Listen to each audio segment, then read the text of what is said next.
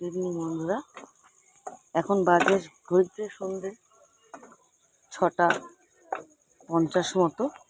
তো বিকেলে রান্নাটা মানে রাতের খাবারেরটা করতে চলে এসেছি। আমি আজকে করব নিরামিষ আলুর দম।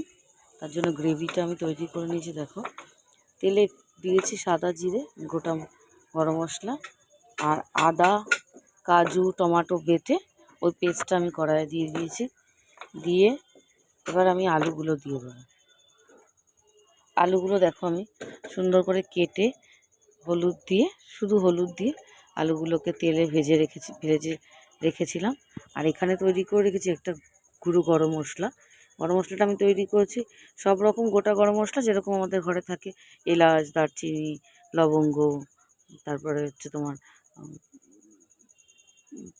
গোটা মরিচ, সাদা জিরে, এসব দিয়ে আমি একটা পেস্ট করে রেখেছি। 2টো শুকনো লঙ্কা দিয়েছি, যেটা পেস্ট করে গুঁড়ো করে রেখে দিয়েছি। দিয়ে এই যে গ্রেভিটা আমি কড়াইয়ে দিয়ে ভালো করে আগে দেখো একটু মানে মশলার কাঁচা গন্ধটা চলে গেলেই, মোটামুটি চলে গেছে, এবার আমি দিয়ে দেবো ভেজে রাখা আলুগুলো।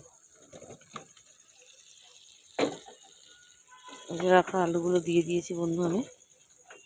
এই দেখো, এই আলুর দমের সাথে ছেলের জন্য হবে 2-4টে লুচি, আর আমাদের জন্য হবে একটু পরোটা।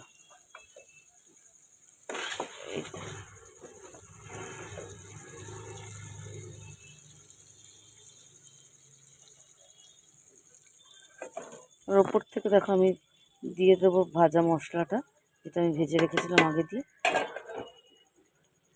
একটু নেড়ে ছেড়ে দেবো। গ্রেভিটা করার জন্য আমি আবার একটু দেবো টক দই।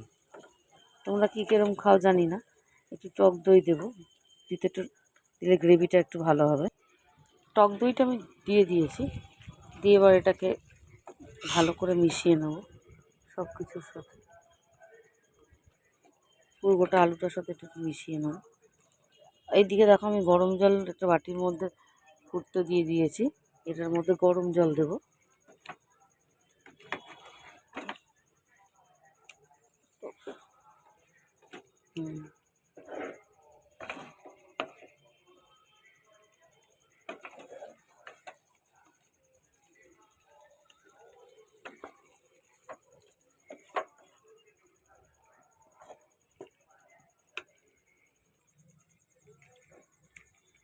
দুটো দিয়ে ভালো করে নেড়ে চেড়ে একটু ঢাকা চাপা দিলে ভালো হয়।